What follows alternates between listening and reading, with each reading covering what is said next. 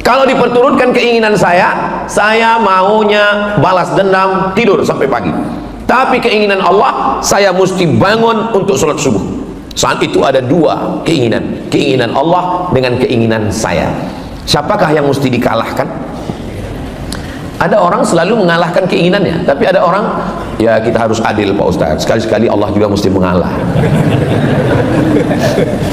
Ketika saya mengalahkan keinginan saya, yang saya ikut adalah keinginan Allah, bertemunya keinginan saya dengan keinginan Allah, bahasa Arabnya taufik.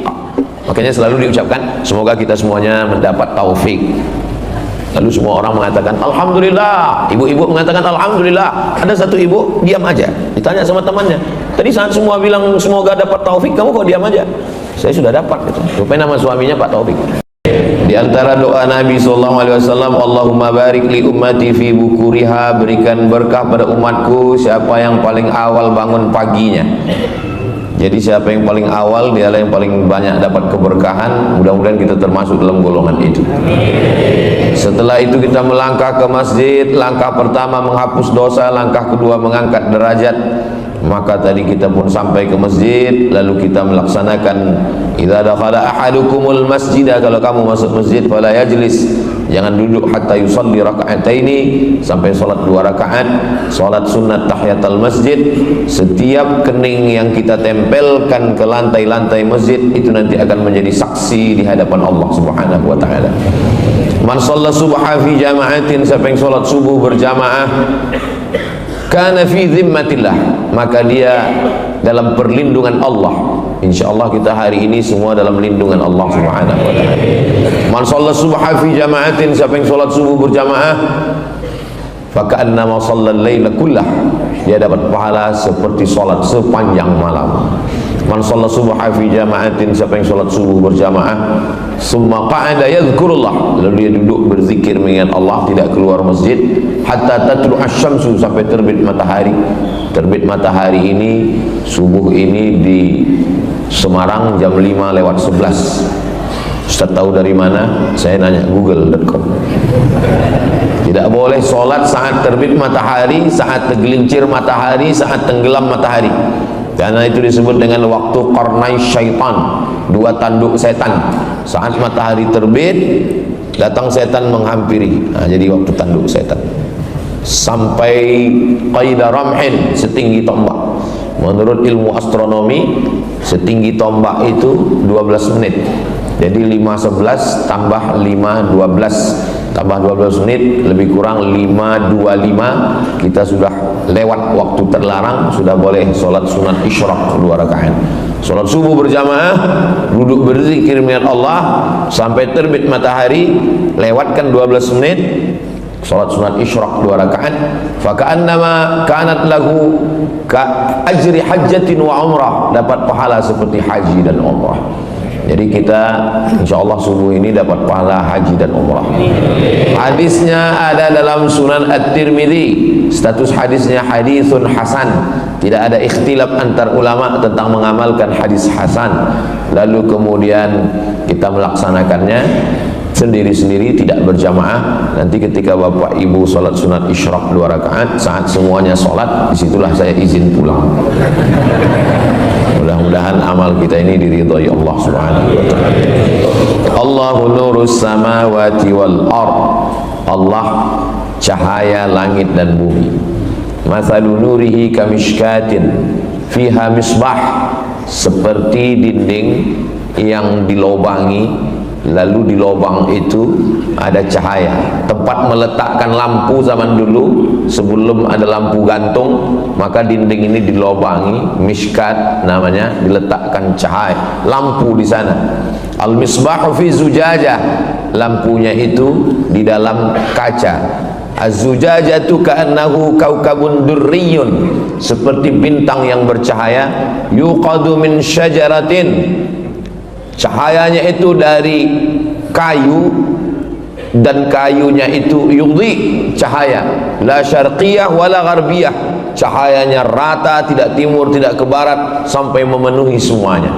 Ini semua adalah perumpamaan, karena Tuhan bukan cahaya, Allah itu walam yakul lahu kufuwan ahad, laisa kamitslihi syai'un. Jangan nanti ketika malam berzikir, saya Ustaz Somad dalam zikir saya tadi malam jam 2, tiba-tiba saya lihat di kamar saya cahaya. Di mana cahayanya? Di tubuh istri saya. Itu bukan Tuhan. Istrimu sedang memeriksa handphonemu. Kalau kita sedang berzikir, lalu tiba-tiba kita dalam pejam mata nampak cahaya terang, lalu kata dia itu Tuhan, maka ma khatara bibalik fallahu laisa kadzalik. Apa yang terlintas di pikiranmu, maka Allah tidak seperti itu. Itulah pentingnya kita mengkaji tauhid. Maka disusunlah oleh Imam Abul Hasan Al-Asy'ari yang disebut dengan sifat 20. Sifat 20 itu bukan batasan. Kenapa Allah dikaji dalam sifat 20? Memangnya sifat Allah itu cuma 20? 20 itu bukan sifat batasan. 20 itu adalah sifat yang disusun ulama untuk melakukan fit and proper test terhadap Tuhan. Sekarang ini yang mau jadi Tuhan itu menurut survei ada 4.000. Semuanya mau jadi Tuhan. Bagaimana cara menyeleksinya, mana yang lulus, mana tidak? Yaitu sifat 20 itu.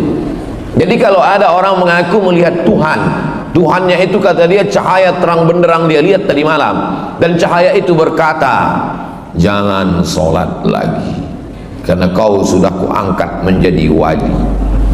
Bagaimana untuk menyatakan itu Tuhan atau tidak? Kembali pada sifat 20. Orang yang ngaji sifat 20 dengan satu sifat saja terbantahkan bahwa yang dia lihat itu bukan Tuhan. Dengan sifat apa? Wujud, qidam, baqa, kena pada pasal 4, mukhalafatuhu lil hawadis.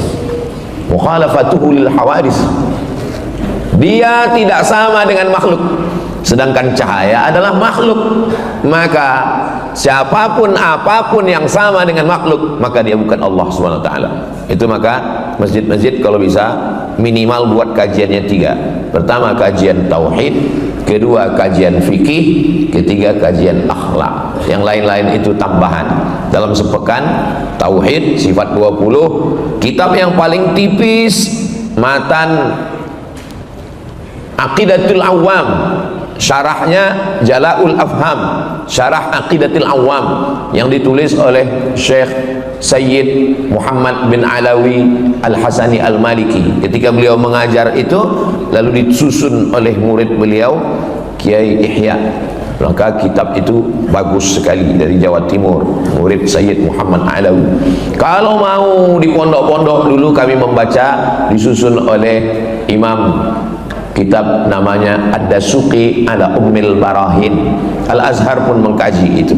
Ini untuk menafikan orang. Lalu apa makna cahaya di situ? Cahaya adalah kiasan. Kenapa saya hari ini bisa membedakan ini orang, ini tiang, ini lampu, ini atap, ini dinding? Kalau ada orang mengatakan kita bisa melihat karena kita punya mata, bukan. Kita bisa melihat bukan karena kita punya mata, tapi karena ada cahaya. Siapa yang mengatakan dia bisa melihat karena punya mata, nanti malam jam 12 besok malam, matikan semua lampu ini, datang kemari, buka mata lebar-lebar. Kita tidak bisa melihat apa-apa. Kita bisa melihat bukan karena mata, tapi karena kita dapat cahaya. Karena cahaya itulah yang bisa membedakan mana lampu, mana orang, mana tiang. Jadi, apa makna kiasan cahaya di situ? Artinya, ketika Allah memberikan hidayah kepada seorang hamba, maka dia seperti mendapatkan cahaya. Dengan cahaya itu dia bisa membedakan mana yang hak, mana yang batil, mana yang batil, mana yang betul, mana yang betul, mana yang batil. Sekarang hampir tidak lagi bisa orang membedakan mana betul, mana batil, mana batil, mana betul. Walaupun batil, tapi karena disuarakan setiap hari menjadi betul. Yang betul dia nggak batil, yang batil dia nggak betul. Saking banyaknya orang gila sekarang. Orang waras ragu dengan kewarasannya. Ada orang waras masuk ke rumah sakit jiwa. Begitu ketemu di pintu satpam, kebetulan di samping satpam itu ada orang gila. Orang gila itu pertama nanya, "Bapak sudah lama gila?" Dia bilang, saya waras, kamu yang gila.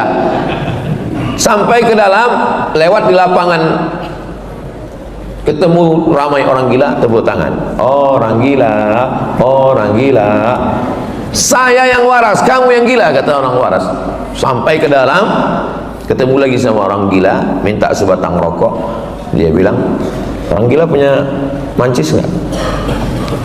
Kalau begini lama-lama saya yang jadi ragu, siapa yang gila sebetulnya?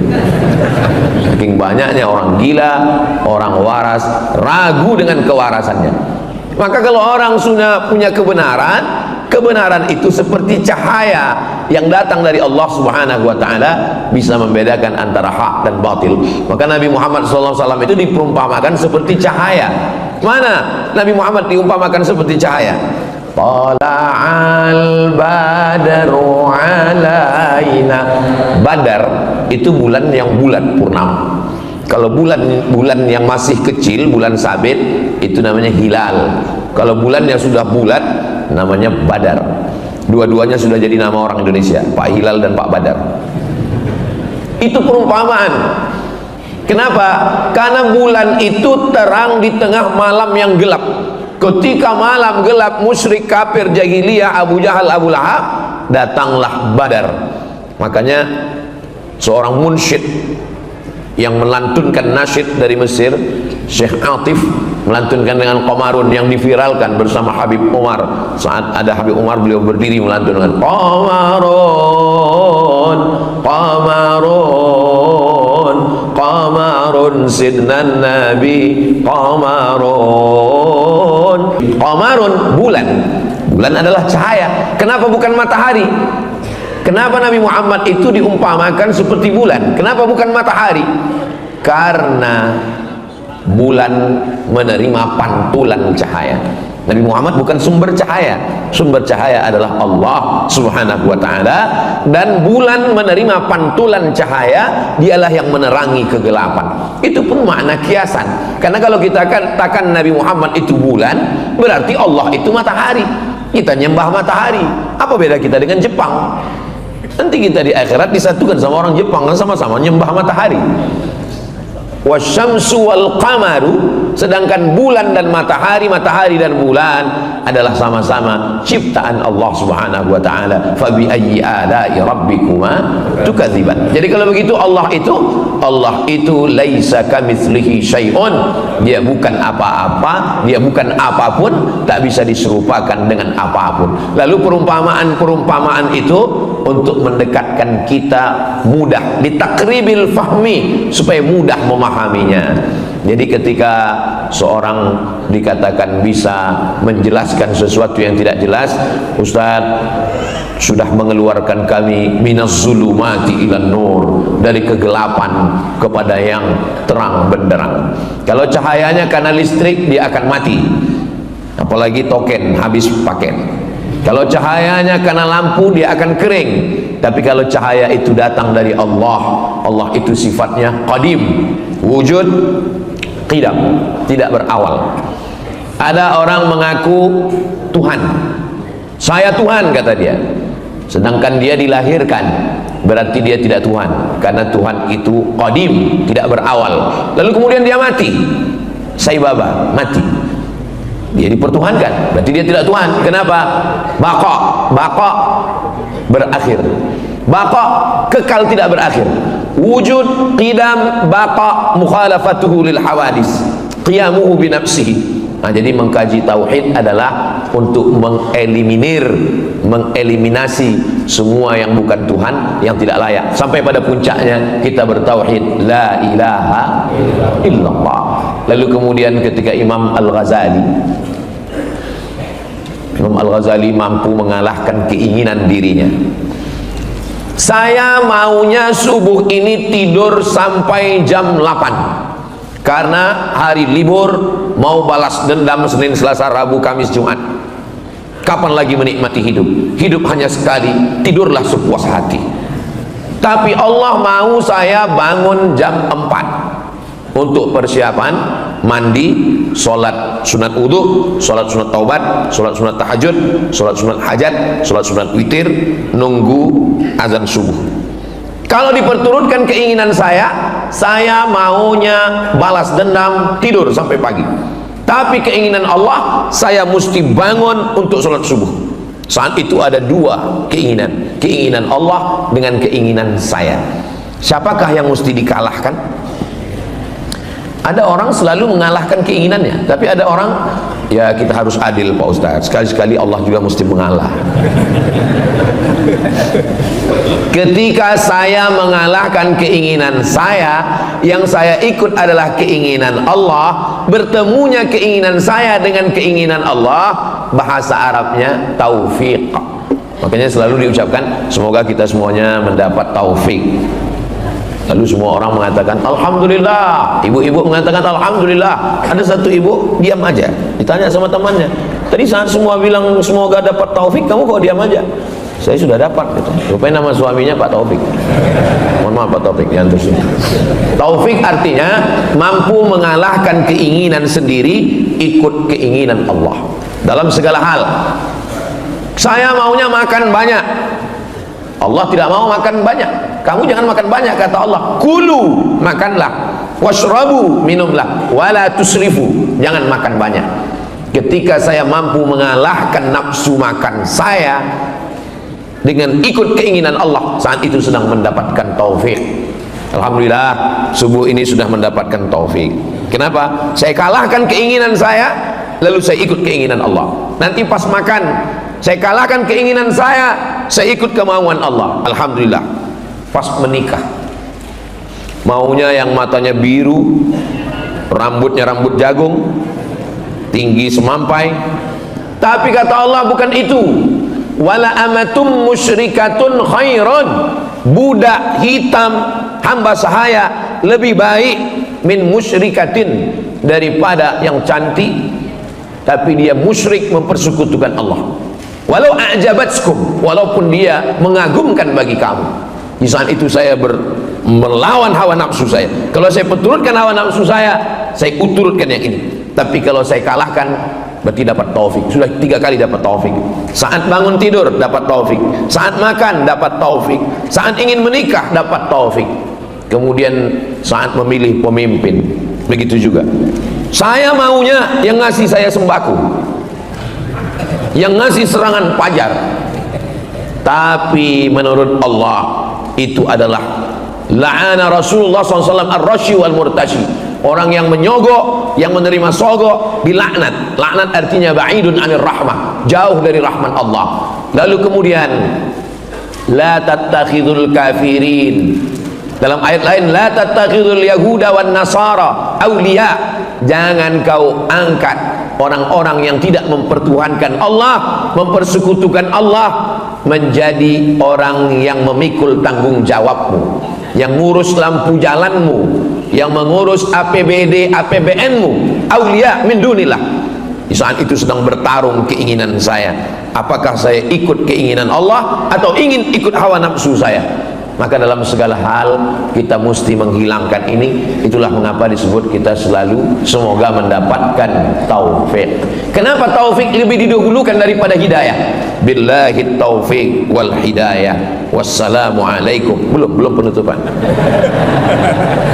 Kenapa taufik lebih didahulukan daripada hidayah? Kenapa tidak billahil hidayah wat taufik? Karena hidayah ada dua. Hidayah yang pertama, hidayah untuk memilih antara kafir dan Islam.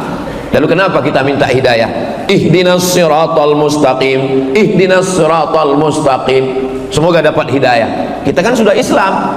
Hidayah pertama kita sudah dapat, insyaallah hidayah Islam. Amin. Tapi hidayah yang kedua adalah menetap dalam keislaman, kuat dalam keislaman. Itulah hidayah yang kedua. Lalu kenapa yang disebut dalam ini semoga mendapatkan taufik dan hidayah? Setelah kita mendapatkan taufik bangun jam 4, walaupun ada jam 2, jam 3. Setelah mendapatkan taufik makan tidak terlalu banyak, ikut Allah. Setelah mendapatkan taufik menikah dengan orang beriman. Setelah mendapatkan taufik memilih pemimpin yang beriman. Lalu kemudian dia istiqomah dalam itu. Itu yang disebut dengan hidayah. Kalau tidak nanti orang bingung. Kenapa kita subuh minta hidayah? Ihdinas siratal mustaqim, ihdinas siratal mustaqim. Di Masjid At-Taufik ini 3 kali lagi minta hidayah. Allahumma hdina fi man hadait. Hidayah apa? Kita kan sudah Islam. hidayah, menetap dalam kebenaran. Doakan supaya Ustaz Somad yang ceramah ini dapat dua-duanya, taufik dan hidayah. Inilah tulusnya jamaah ini. Padahal yang saya minta kan saya. Kenapa mereka semuanya setuju amin? Karena ketika kita mendoakan saudara kita, Allah kirimkan malaikat. Apa kata Allah? Hai malaikat, mereka yang mendoakan orang lain, ucapkan amin. Lalu malaikat itu mengatakan, amin walaka mithluh, kabulkan doa orang ini, engkau dapat yang sama seperti yang engkau doakan. Man qara'a surat al-kahfi, siapa yang membaca surat al-kahfi, pagi Jumat, siang Jumat, sore Jumat, petang Jumat, malam Jumat, sebelum azan maghrib hari Jumat, adha'a lahu min nur, cahaya lagi, Allah berikan dia cahaya, ma bainal jumu'ataini, sampai Jumat berikutnya. Cahaya apa yang dimaksud? Apakah mukanya jadi bercahaya? Itu Ultraman. Cahaya apa yang dimaksud ini? Cahaya bisa membedakan antara yang hak dengan yang batil. Makanya siapa yang menghafal surat Al-Kahfi, membaca surat Al-Kahfi, tidak sanggup semua minimal ujung-ujungnya, maka dia selamat diantaranya dari fitnah Al-Masih Ad-Dajjal. Kenapa ada Al-Masih ujungnya Dajjal? Karena ada Al-Masih yang original, ada Al-Masih yang KW. Yang KW itu disebut dengan Al-Masih Ad-Dajjal. Ada orang jual gelas emas, bejana emas, namanya wi'a zahab, wi'a bejana, zahab emas, wi'a zahab bejana emas. Yang satu lagi jual mirip seperti emas, tapi dia kasih tahu, mohon maaf ya Pak Ustadz, ini bukan emas, ini cuman sepuh, disepuh dengan warna emas. Maka orang Arab menyebutnya wi'a mudajjal. Jadi jangan katakan nanti ini ada gelang, ini gelang emas, yang ini gelang dajjal. Bukan, mudajjal di situ artinya tidak asli, tidak original. Jadi jangan nanti ada ustadz, kan ada Ustadz Somad, ada orang yang bilang ini Ustadz Somad dajjal. Mirip Ustadz Somad. Dia mirip seperti Nabi Isa. 3 sifat dia mirip seperti Nabi Isa. Saat dia suruh langit, apa kata dia? Ya sama imtiri, wahai langit turunkan hujan. Betul-betul turun hujan. Dia katakan ke tanah, ya ard umbuti, wahai bumi tumbuh tanaman. Lalu kemudian ada orang mati, dia katakan, ya mayit wahai mayat berdiri, langsung tegak.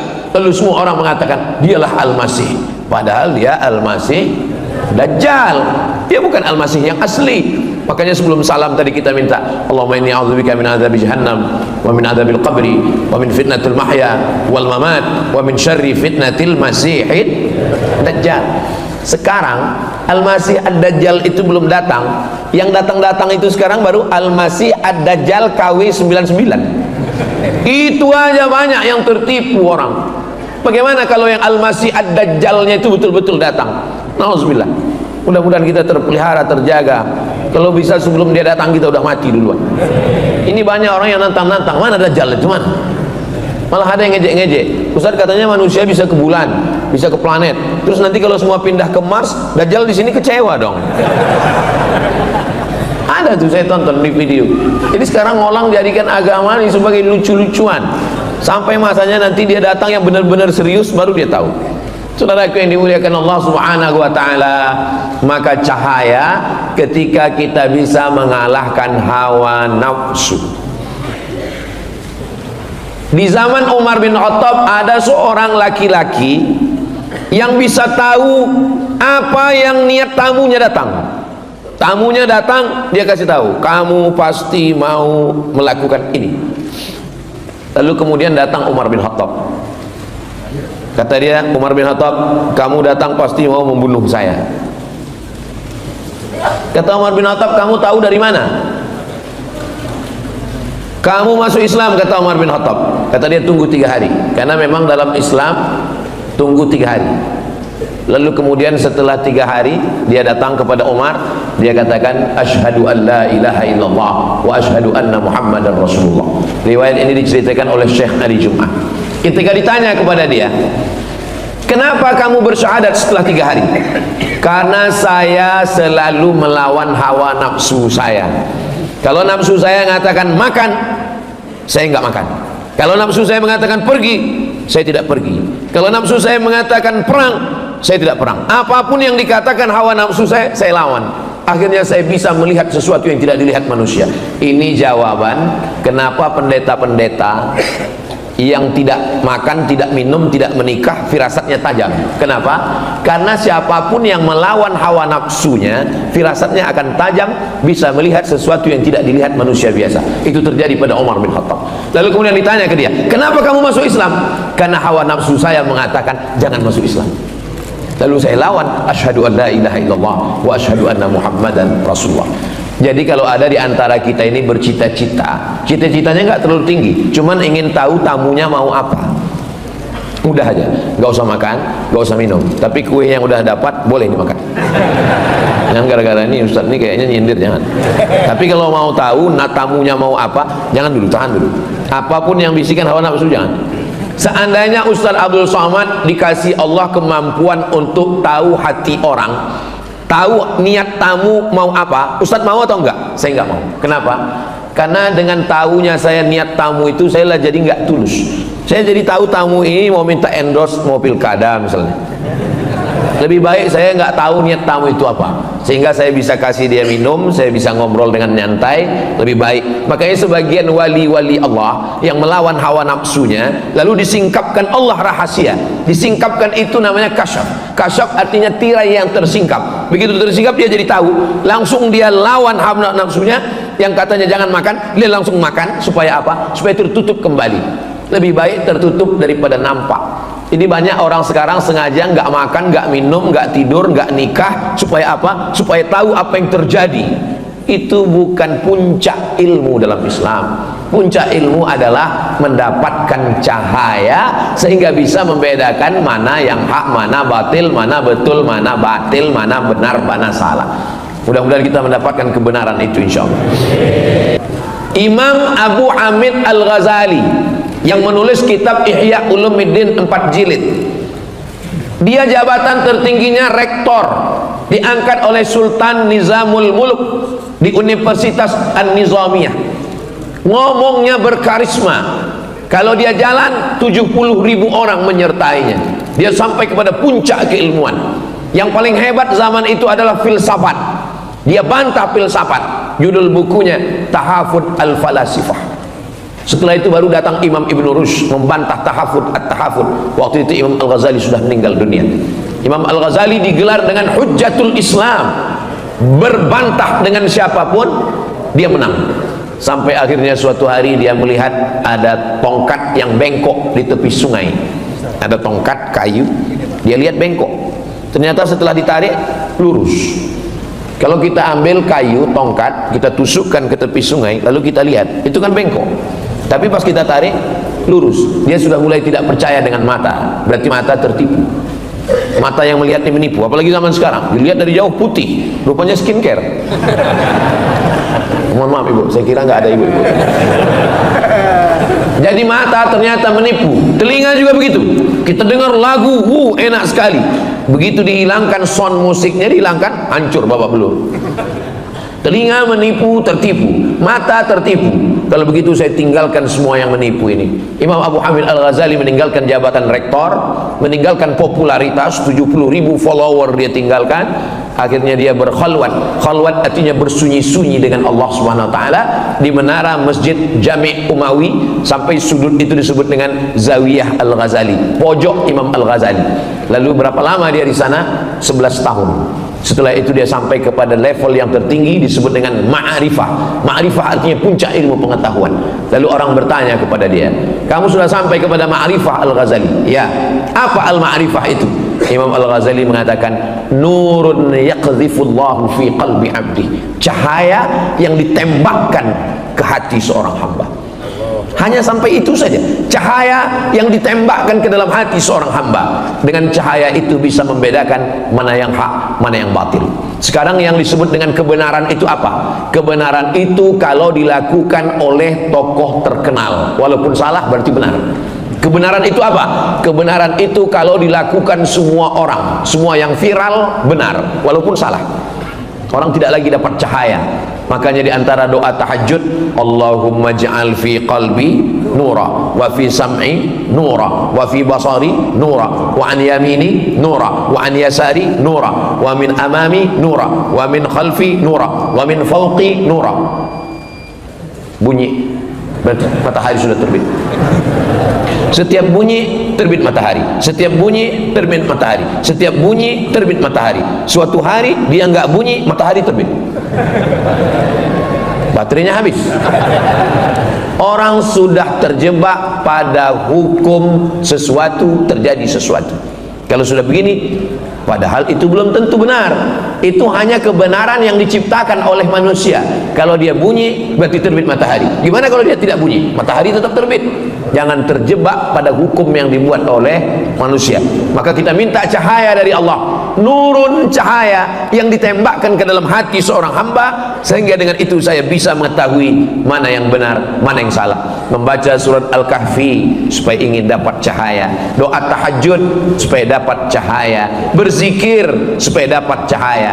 Cahaya yang dimaksud adalah cahaya kebenaran, sehingga kita bisa memilah dan memilih mana rambut, mana hijau, mana asli, mana palsu, mana Al-Masih Isa, mana Al-Masih Dajjal. Mudah-mudahan kita sampai hari ini, sampai anak cucu kita, sampai hari kiamat dapat cahaya itu, insyaallah. Nah, siapa yang sudah dapat cahaya, jaga. Dengan apa menjaganya? Dengan berjamaah, jangan sendirian. Man syadza syadza finnar, siapa yang sendirian masuk neraka. Alaikum bil jamaah, hendaklah kamu berjamaah. Iyyakum wal furqah, jangan sendirian. Jamaah itu ada pemimpinnya. Idza kuntum thalathatan fi safarin, kalau kamu 3 orang musafir, falyu'ammirahum ahadahum, maka angkat satu pemimpin. Saya selama 4 hari ini musafir. Jumat, Sabtu, Ahad, Senin pulang. Memang Jawa Tengah jatahnya setahun 4 hari. Sumatera Utara 4 hari, Sumatera Barat 4 hari, Kalimantan 4 hari, Sulawesi 4 hari, Brunei 4 hari, Sabah 4 hari, Sarawak 4 hari. Di luar itu saya tidak datang. Mohon maaf, beribu maaf. Saya mohon maaf kepada sedulur sederek sedoyok penjenenganipun. Kalau saya nggak datang, bukan angku, bukan sombong, karena memang saudara sudah bagi 4 hari.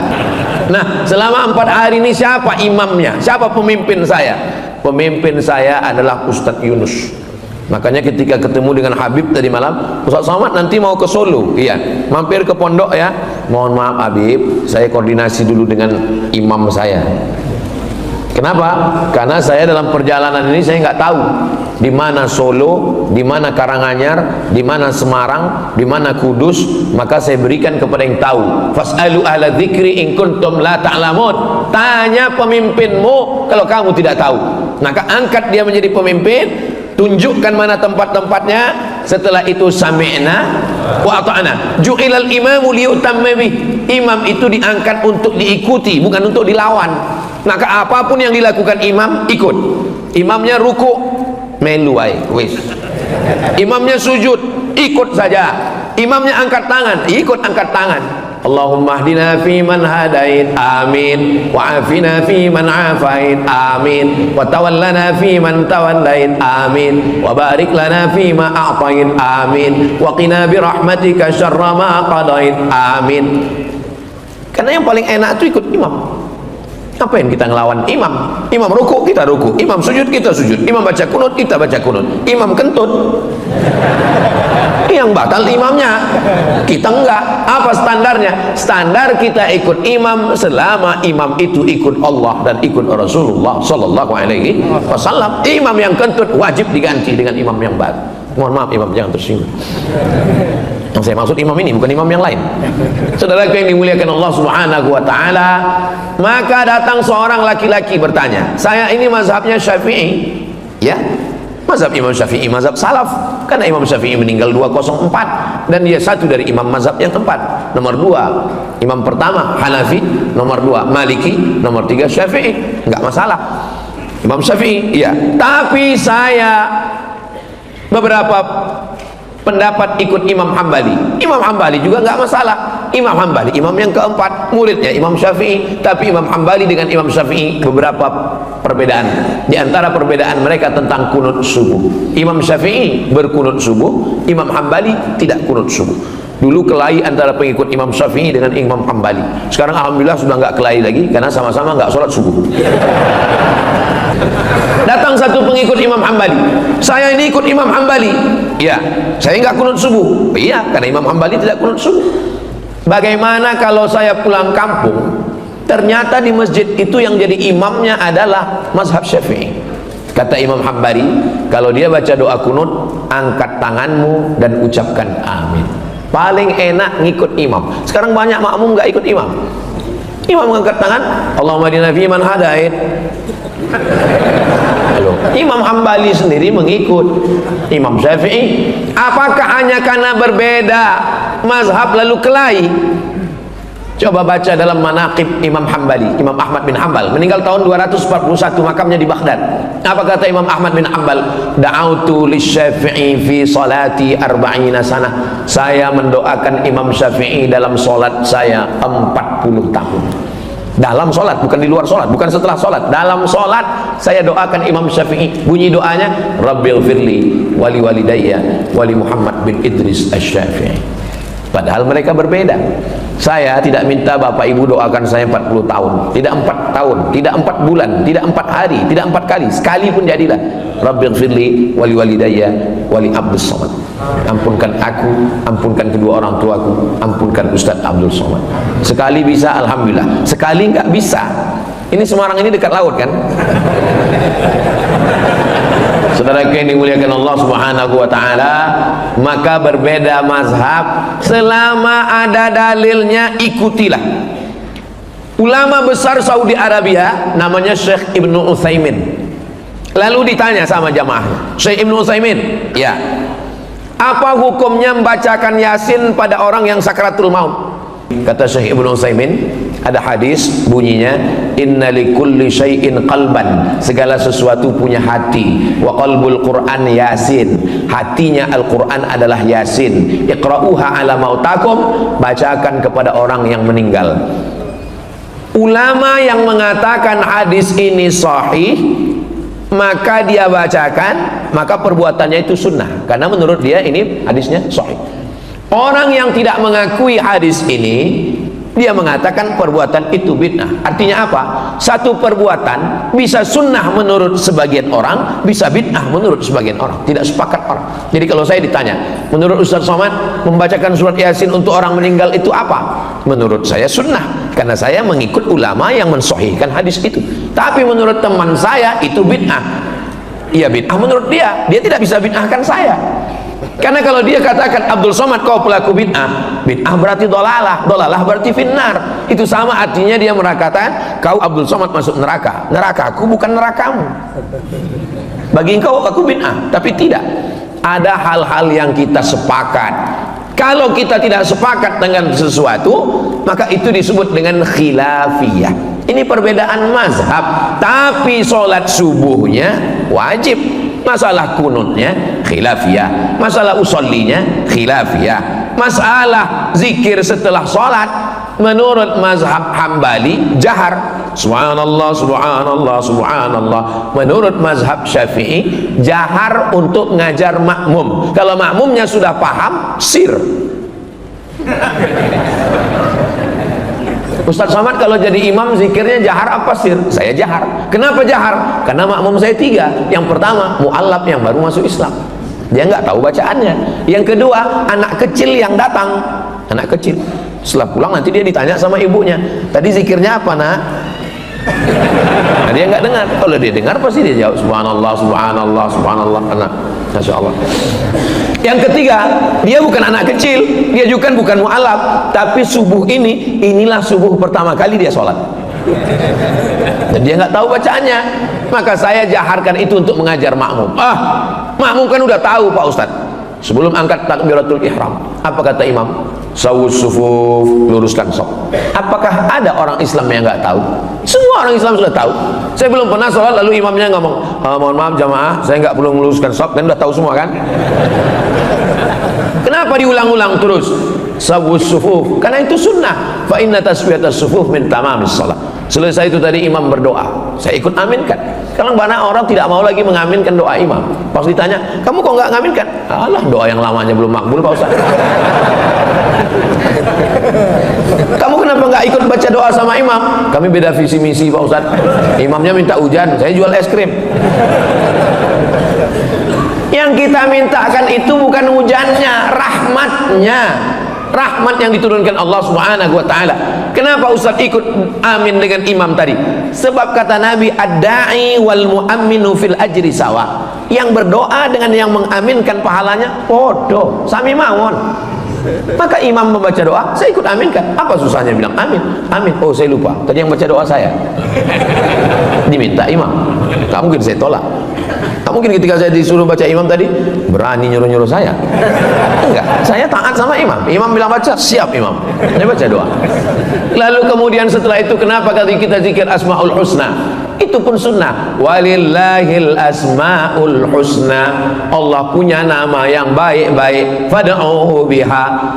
Ya Rahman, Ya Rahim, Ya Malik, Ya Quddus, Ya Salam, Ya Mu'min, Ya Muhaimin, Ya Aziz, Ya Jabbar, Ya Mutakabbir, Ya Khariq, Ya Bari, Ya Musawwir, Ya Ghaffar. Itulah enaknya kalau Asmaul Husna rame-rame. Yang nggak hafal nggak ketahuan. Anaknya nanya, Papa hafal? Hafal kalau rame, kalau sendiri enggak. Kenapa zikir itu mesti rame-rame, mesti bersuara keras? Karena malaikat dikirim Allah. Inna lillahi malaikatan. Ada malaikat-malaikat yatufuna 'alal ard. Malaikat itu berkeliling di atas muka bumi mencari majelis zikir. Begitu mereka menemukan majelis zikir, malaikat itu memanggil teman-temannya, halummu, halummu, mari kemari, ila hajatikum, inilah yang kalian cari. Dan mereka ikut berzikir dengan orang yang berzikir. Itulah makna hadis, idza dzakarani fi nafsihi dzakartuhu fi nafsi. Kalau hambaku itu berzikir sendirian, aku menyebutnya dalam diriku sendirian. Wa idza dzakarani fi mala'in, kalau dia berzikir beramai-ramai, dzakartuhu fi mala'in khairum min mala'ihim, aku sebut mereka di tempat yang lebih ramai dan lebih mulia. Maksudnya lebih ramai bersama malaikat, lebih mulia bersama malaikat yang tidak berdosa. Itu diantara dalil-dalil zikir berjamaah yang disusun oleh Al-Imam Al-Hafiz Jalaluddin Abdurrahman As-Suyuti. Sebagiannya disebutkan dalam kitab Al-Hawilil Fatawi tentang dalil zikir-zikir beramai-ramai. Di antaranya dalam kitab Musnad Ahmad bin Hanbal, setelah berzikir beramai orang berdiri. Ketika berdiri bubar, apa kata malaikat? Qumu maghfuran lakum, berdirilah kamu, dosa-dosamu sudah diampunkan Allah Subhanahu wa ta'ala. Maka nanti ketika kita berdiri, semua dosa-dosa kita sudah lepas semuanya. Tapi ingat, makanya kalau dengar ceramah itu jangan sambil ngantuk, dengar baik-baik. Yang lepas itu dosa, bukan hutang. Jangan pulang dari sini ditagih kapan? Kata Ustaz Somad tadi sedih, sudah lepas hutang. Ceramah saya semuanya bisa didengar ulang. Jadi kalau ada yang bohong ketahuan, karena saya nggak pernah buat kajian eksklusif tertutup. Semuanya bisa ditonton ulang di channel Ustaz Abdul Somad Official. Subscribe, like, share, and comment. Akhirnya kita sampai pukul 5.25, sudah masuk waktu sholat sunat isyraq. Nama waktunya syuruq, nama sholatnya isyraq pakai qaf. Kalau pakai kaf isyraq syirik. Kalau isyraq terbit matahari, kanat lahu ka'ajri hajjatin wa umrah, maka dia dapatkan pahala seperti haji dan umrah. Maka untuk menjaga cahaya ini supaya tetap, jangan sampai cahaya ini 100 watt jadi 5 watt, kadang-kadang hidup kadang-kadang mati. Maka menghidupkannya itu adalah dengan ibadah. Salat subuh berjamaah menyala, salat isyraq menyala, salat duha menyala, zuhur, asar, maghrib, isya, tahajud, zikir, infak, wakaf, sedekah menyala abangku. Tapi kalau sudah, ya suami saya alhamdulillah sejak dengar tausiah Ustadz ada juga dia sholat, alhamdulillah Ustadz. Sholat apa? Idul Adha. Itu pun karena ke masjid mau ngambil kupon kurban. Itu susah mau diselamatkan cahayanya. Memang ada orang-orang kecil, tapi jangan lupa, boleh jadi azab Allah itu tidak turun karena yang kecil-kecil ini. Orang kecil itu lebih ikhlas, orang kecil itu lebih tulus, orang kecil itu lebih dekat kepada Allah. Kenapa? Rahmat Allah itu turun di hati yang hancur berkeping. Boleh untuk update status besok pagi. Tahu ada adik-adik yang hatinya hancur berkeping. Kenapa kadang hidup kita itu dibuat Allah hancur, babak belur, berkeping macam kaca jatuh ke batu? Karena di saat itulah sujud kita lebih lama. Karena di saat itulah air mata kita menetes. Kalau kita di atas awan, bangsawan, bangsa yang hidup di atas awan, kita mungkin angkuh dan sombong. Tapi kalau kita sudah jatuh, terjerembab, saat kita berteriak, tak ada lagi manusia mau mendengar kita, berbisiklah ke tanah. Malaikat-malaikat di langit akan mengaminkan doa kita. Saya sejak di Belitung ini puitis pula sekarang. Innallaha idza ahabba 'abdan istamala. Kalau Allah suka kepada seorang hamba, maka hamba itu dipakainya, digunakannya. Kita kalau suka sama baju itu kita pakai, kita gunakan. Suka kita sama cincin itu kita pakai. Kalau Allah suka sama hamba itu dipakainya untuk menolong agamanya. Nah, jadi mudah-mudahan kita termasuk yang dipakai Allah untuk menolong agamanya. Jadi ada beberapa kekeliruan orang, termasuk orang-orang tua pun keliru. Ustadz, bagaimana cara berangkat ke Mesir? Kata beberapa jamaah. Ya saya bilang, tamat pondok, ikut tes, urus paspor, bisa berangkat. Yang mau berangkat ini siapa Pak? Anak saya. Anaknya mau? Enggak. Kalau gitu bapak aja berangkat.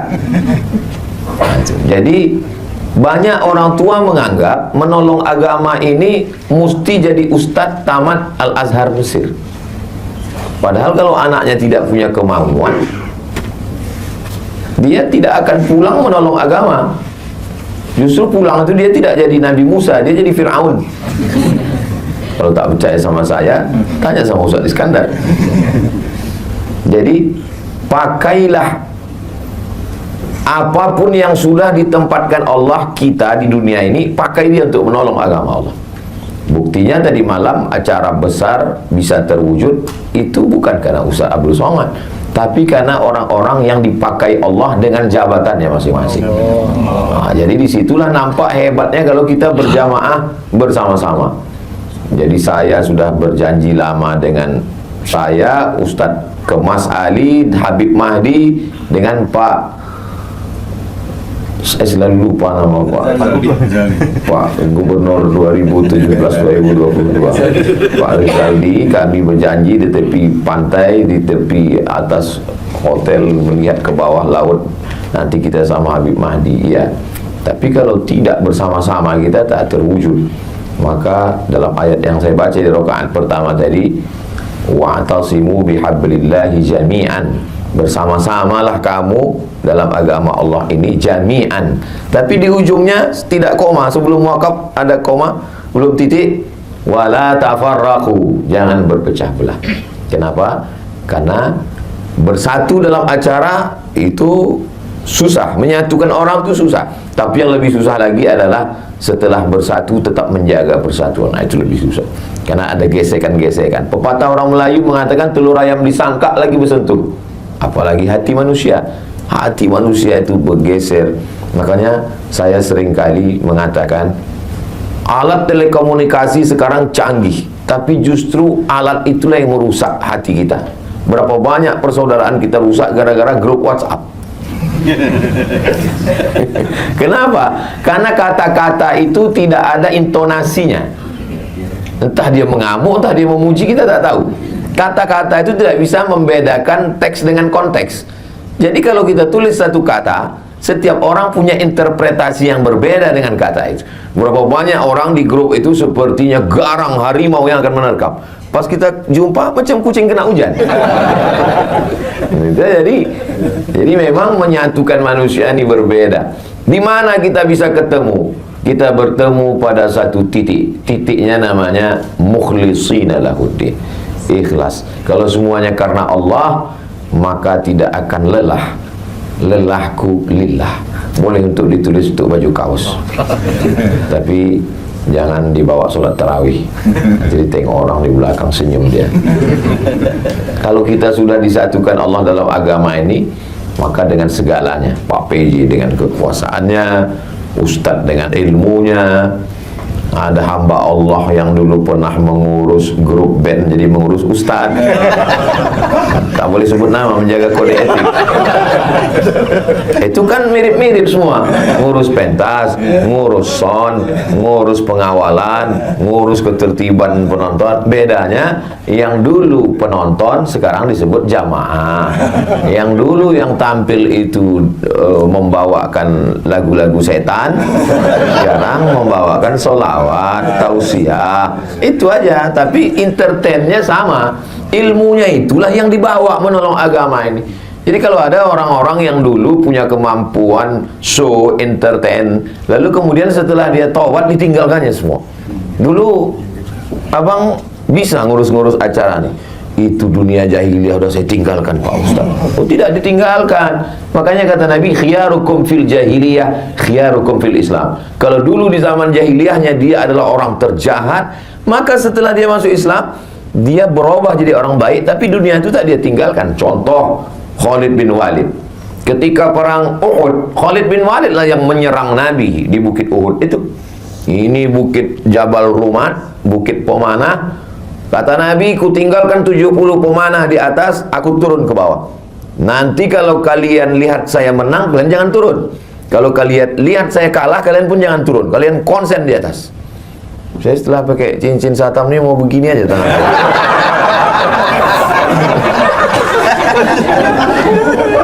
Rupanya pasukan Nabi menang di bawah. Mereka tak tahan melihat harta rampasan perang, turun mereka. Begitu turun pasukan pemanah dari atas, datang pasukan Khalid bin Walid dari belakang. Kalah pasukan Nabi. Tapi setelah Khalid bin Walid masuk Islam, dia tidak baca Yasin di masjid. Dia tidak hanya duduk berzikir, dia tetap menjadi panglima perang. Bedanya, dulu menyerang Nabi, sekarang membela Nabi. Jadi sekarang banyak fenomena hijrah, pengusaha bertaubat, setelah habis itu duduk di masjid. Pas ditanya, gimana ruko bapak, gimana kebun sawit bapak, gimana bisnis bapak, gimana tambang bapak? Sudah saya tinggalkan semua. Saya mau mati. Ya kalau mati kok tidak? Saya banyak ketemu orang mau resign. Saya mau resign nih Pak Ustaz. Orang kalau ngomong jangan patah, biarkan dia habis ngomong. Setelah habis dia bilang selesai semua, lalu saya tanya, kalau bapak resign, keluar dari kantor, keluar dari BUMN, keluar dari ASN, siapa yang duduk di kursi bapak tinggalkan itu? Apa yakin yang menggantikan bapak lebih soleh, lebih baik daripada bapak? Enggak ada Pak Ustaz, setengah setan yang menggantikan. Berarti bapak membiarkan amanah ini diambil orang. Iya Pak Ustaz, tapi saya tak tahan duit-duit haram ini. Kasih ke saya. Jadi banyak orang berpikir yang dipikirkannya dirinya aja sendiri. Padahal kalau segenggam kekuasaan itu di tangannya, banyak yang bisa dia lakukan. Jadi kalau ada orang berpikir yang penting saya sholat subuh, yang penting saya puasa Senin Kamis, yang penting saya tahajud malam, yang penting saya berzikir. Kalau begitulah cara berpikir, takkan merdeka Palestina oleh Salahuddin Al-Ayyubi. Tidak akan menang umat Islam melawan Konstantin oleh Muhammad Al-Fatih. Tak akan menang Islam berkuasa di Spanyol oleh menjebol Selat Gibraltar oleh Jabal Tariq. Kenapa? Egois, berpikir diri sendiri. Nabi ketika menerima wahyu, Iqra bismi rabbikal ladzi khalaq, khalaqal insana min 'alaqin, Iqra wa rabbukal akram alladzi 'allama bil qalam, 'allamal insana ma lam ya'lam, di atas Jabal Nur. Apakah ketika itu dia hanya baca Quran? Tidak. Setelah menerima wahyu dia turun ke bawah, jumpa dengan Abu Jahal, jumpa dengan Abu Lahab, berinteraksi sosial dengan manusia. Nah sekarang banyak orang kalau bertobat ke masjid, menegur kita pun dianggapnya kita setengah setan. Padahal kita adalah masih lagi di dunia, masih kita berjuang. Jadi paling tidak menolong agama Allah ini ada 5 manusia. Yang pertama adalah orang yang bisa menggunakan telunjuknya. Kalau ditunjuknya jalan berlubang, langsung licin beraspal. Kalau ditunjuknya acara, langsung jadi. Beda sama saya. Saya tunjuk beberapa jalan sampai sekarang belum beraspal. Ya, saya tak ada kekuasaan. Orang-orang yang punya kekuasaan ini dipakai untuk menolong agama Allah luar biasa. Tunjuk jalan, berdiri pondok pesantren. Tunjuk lagi tanah, berdiri Islamic Center. Tunjuk lagi, berdiri tahfiz Quran.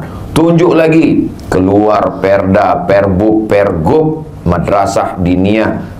Tunjuk lagi, berdirilah lembaga-lembaga, Badan Amil Zakat Nasional, Bank Muamalat, LPTQ, Lembaga Pengembangan Tilawatil Quran, Badan Wakaf Indonesia. Itu kan atas persetujuan telunjuk. Itu tak selesai dengan ceramah, itu tidak selesai dengan tabligh akbar. Tabligh akbar itu hanya permulaan start untuk berbuat. Kenapa? Opini publik dipengaruhi dengan tabligh akbar. Betapa dulu terjadi perubahan. Dulu masih saya ingat tahun-tahun 90-an, zaman saya SMP. Itu dulu anggota dewan kalau mau kampanye ngundang penyanyi dangdut. Sekarang terjadi perubahan, ustadz ceramah. Terlepas dari plus minusnya, bahwa terjadi ada perubahan opini publik. Apa maknanya? Publik sudah berubah. Akibat apa itu? Banyaknya tabligh akbar, pengajian. Maka orang-orang yang punya telunjuk, maka di ujung telunjuknya bisa dipakai untuk menolong agama Allah Subhanahu wa ta'ala. Jadi saya subuh ini semangat nih karena banyak orang yang bertelunjuk yang bisa pakai. Nah, tapi kalau udah di depan saya orang-orang yang pensiun, pernah saya diundang ke acara itu, saya tak terlalu semangat. Saya ceritanya bagaimana menghadapi sakratul maut. Tapi ucapan saya, kenapa? Karena saya suka kali kalau saya jumpa sama orang, saya katakan bahwa semua ini berakhir, tapi kita mau meninggalkan sesuatu. Sampai saya di Kairo tahun 2017. Setelah pulang 2002 saya tak pernah ke Mesir lagi. Terus 2017 saya datang lagi karena rindu, sebulan saya di sana. Diundanglah sama KMM, Kesepakatan Mahasiswa Minangkabau. Bagus sekali rumahnya, 3 lantai. Di bawah tuh basement, lantai 1, lantai 2, lantai 3, atap lapang. Kanan, kiri, kamar, besar rumah, bisa berkumpul. Saya bilang, bagus sekali rumah kalian ini. Ini Pak Gubernur kami yang belikan, Pak Ustadz. Udah berhenti dia dengan 1 tanda tangan. Mengalir berapa banyak orang yang akan belajar sampai hari kiamat hanya dengan 1 tanda tangan. Lalu kemudian saya jumpa dengan beberapa sahabat-sahabat yang dekat. Saya bilang, bagusnya Pak, kalau kita tidak ulama tapi kita bisa dapat amal jariah, Bapak kirimlah ini anak-anak yang cerdas, terpintar, buat tes, berangkatkan. Kemarin datang dia ke rumah menyambut bulan puasa. Alhamdulillah Ustaz Somad, sudah kita kirim 10 ke Mesir. Masya Allah. Makannya Pak, saya tanggung. Saya cemas juga dikirimnya, meninggal orang. Apa makannya di Mesir kan? Kami tanggung Pak Ustaz. Ongkos pulangnya Pak, kami tanggung. Lapang saya. Apa untungnya sama Ustaz? Tak ada untung, tak ada. Anak kemanakan saya masuk di situ, keluarga saya tak ada. Tapi membalaskan sakit hati saya dulu. Karena saya dulu berangkat tak ditanggung Pemda. Sakit hati saya. Berangkat tak ditanggung, beasiswa tak dikasih, pulang berangkat tak diantar, pulang tak dijemput. Macam Ustaz hantu. Maka di mana-mana selalu saya pesankan itu supaya apa? Membalaskan sakit hati saya. Bapak udah kirim, iya. Tahun berapa sekarang anak itu? Tahun 1. Berarti Bapak punya kesempatan 3 tahun lagi, Pak. Apa itu Pak Ustadz? Bebaskan tanah, buat masjid, Islamic Center, TK Quran, SD Quran, SMP Quran, SMA Quran, sehingga nanti selama 3 tahun ini Bapak bangun, anak-anak itu pulang, diikat dia. Karena kalau tidak diikat, waktu turun dia di Jakarta, nikah dia sama orang Jakarta. Udahlah kita habis APBD nyekolahkan dia, tiba-tiba dia tidak memberikan kontribusi, buat dia kontraknya. Ya betul Pak Ustadz, jadi 3 tahun ini kita buat. Iya, itu pun juga membalaskan sakit hati saya, karena dulu waktu saya pulang tak tahu mau jadi apa. Nah, jadi luar biasa. Alhamdulillah para asatiz, adik-adik kelas saya, ini adik-adik kelas saya, Pak Kabak Kesra 2003 berangkat, saya 2002 sudah pulang. Jadi banyak orang menduga saya ini masih muda, padahal saya ini udah tua. Ustadz Iskandar 2011 dia baru berangkat, pulang 2011. Saya 2002, berarti beda 11 tahun. 2011 beda adalah 9 tahun. Tua juga saya sudah. Artinya bahwa ada sesuatu yang kita lakukan. Lalu kemudian kalau telunjuk orang yang punya kekuasaan, lalu kemudian ada yang selalu diletakkan perhiasan. Itulah dia, selalu perhiasan itu diletakkan di jari manis. Ini anak muda. Anak-anak muda ini mesti kita kelola. Jadi tadi malam itu, kenapa Ustaz Somad kalau tausiah itu, kalau subuh biasanya di masjid atau di ruang tertutup. Tapi kalau malam itu kita memang pilih tabligh akbar. Itu sebenarnya kita untuk menggarap anak muda. Karena ada beberapa anak muda dia belum mau ke masjid, dia mau dengar di pinggir-pinggir tengah lapang. Gitu. Dia masih trauma ke masjid ini. Ke masjid pertama sendal hilang. Ke masjid kedua helm hilang. Ke masjid ketiga kawan yang sama-sama itu meninggal. Nah, itu jadi nama penyakitnya masjid traumatic syndrome. Ya, jadi orang-orang begini ini mesti dijinakkan lagi dengan tanah lapang. Jadi berawal dari tanah lapang, lama-lama ujungnya juga ke masjid. Bukan berarti hanya berhenti di tanah lapang, enggak. Ibarat macam menangkap ikan. Jadi saya sudah menghalau ikan ini dari sini, ada ustadz di sana yang menunggu. Makanya Ustadz Kurnia pun menunggu ikan ini sekarang. Terserahlah entah ikan apa yang datang. Siapkan memanglah jalannya. Entah ikan paus, entah ikan hiu, entah ikan lumba-lumba, asal jangan ikan piranha aja lah. Artinya apa? Kita bekerja sama. Makanya selalu saya katakan, masukkan anak ke pesantren, masukkan anak ke pendidikan yang dikelola para habaib, para kiai kita, masukkan ke madrasah. Itu dalam rangka menghalau ini. Baru setelah itu nanti mereka akan bertanya, di mana kami daftarkan anak kami Pak Ustadz? Bermunculan iklan, daftarkan anak Anda segera, hubungi nomor kontak berikut ini. Ingat, kuota terbatas. Nanti beberapa hari lagi keluarlah iklannya itu. Itu dalam rangka apa? Karena pemuda ini kalau tidak kita garap, digarap aliran sekuler, komunis, ateis, agnostik, liberal, macam-macam di medsos itu. Tadi waktu habis sahur tadi, saya baru aja mengirim web yang diisi oleh orang-orang ateis. Jadi isinya itu ngejek agama aja. Sampai yang di atas itu ditulisnya, kalau memang Tuhan itu ada, kenapa dia menegur saya melalui mulut kamu? Tapi dia pakai fake account semua. Dan itu saya kirimkan ke kawan-kawan supaya jangan terlalu sibuk berkelahi antara sesama kita, sementara ini kita diamkan. Nah, ini saya artinya anak muda ini mesti kita garap. Lalu kemudian ada telunjuk yang punya kekuasaan, ada anak muda di tengah ini, inilah dia ulama. Ulama selalu di tengah, selalu menengahi, selalu membersamai, tak miring ke kanan, tak miring ke kiri, selalu bersama, mengayomi, melindungi, tempat bertanya, fas'alu ahla dzikri in kuntum la ta'lamun. Tapi tidak mesti kita. Ustaz, itu kemarin yang jadi ketua pengurus masjid adalah fulan. Oh, sahabat saya, kawan saya, adik kelas saya, senior saya, kakak kelas saya. Bersama-sama kita. Jadi orang melihat kita. Kalau saya salah, yang disalahkan orang bukan Abdul Somad, yang disalahkan Al-Azhar. Yang disalahkan orang adalah semua kena. Ustadz Iskandar kena, Ustadz Kurnia pun kena. Itu kan kakak kelas itu kan kata dia. Ustadz Kurnia kenal dengan Ustadz Somad? Oh, kakak kelas saya. Oh ya, dulu memang pernah, tapi sekarang udah lama tak jumpa. Alhamdulillah. Mudah-mudahan kita istiqomah insyaallah. Karena kita sudah membawa Islam, sudah membawa Quran, membawa hadis Nabi. Jadi tidak hanya sekedar membawa personal nama kita. Saya dikasih tahu tadi sampai 5.30, setengah 6. Terasa juga dia jam itu dah dekat. Telunjuk ulama, anak muda. Kelingking ni jangan disepelekan. Walaupun dia kecil, kalau tak ada dia cuma mengorek upil. Kalau tak ada dia cuma mengorek telinga. Gak tahu lubang telinga kita, tak akan mungkin pakai jempol. Besar betul lubang telinga. Artinya apa? Memang ada orang-orang kecil, tapi jangan lupa, boleh jadi azab Allah itu tidak turun karena yang kecil-kecil.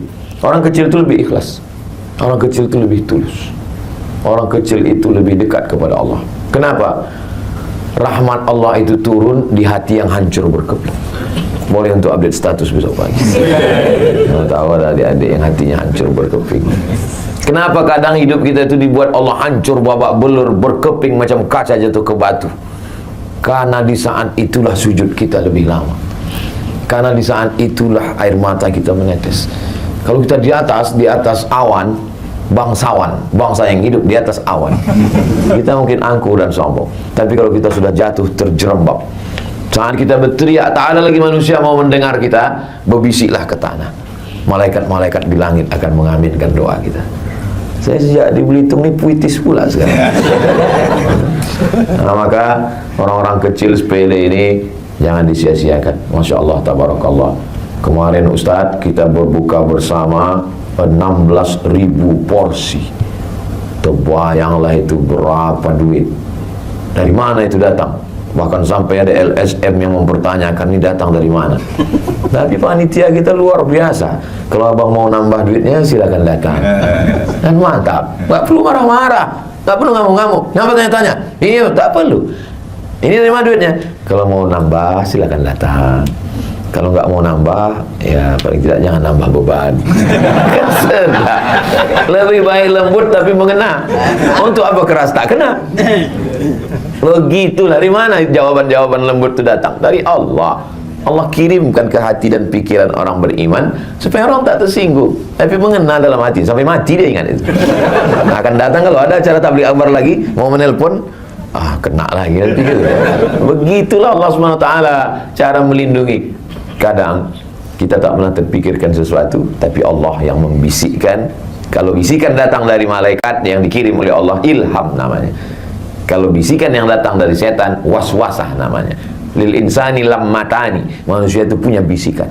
Datang dari setan, datang dari malaikat. Kalau kita berwudu, kita beristighfar, kita sholat sunat, kita istiqomah, datang bisikan-bisikan yang kadang tak terlintas di hati dan pikiran kita. Begitu juga kalau kita jahat, kita buat dosa, datang juga bisikan-bisikan untuk buat dosa yang tak terlintas di hati pendosa sekalipun.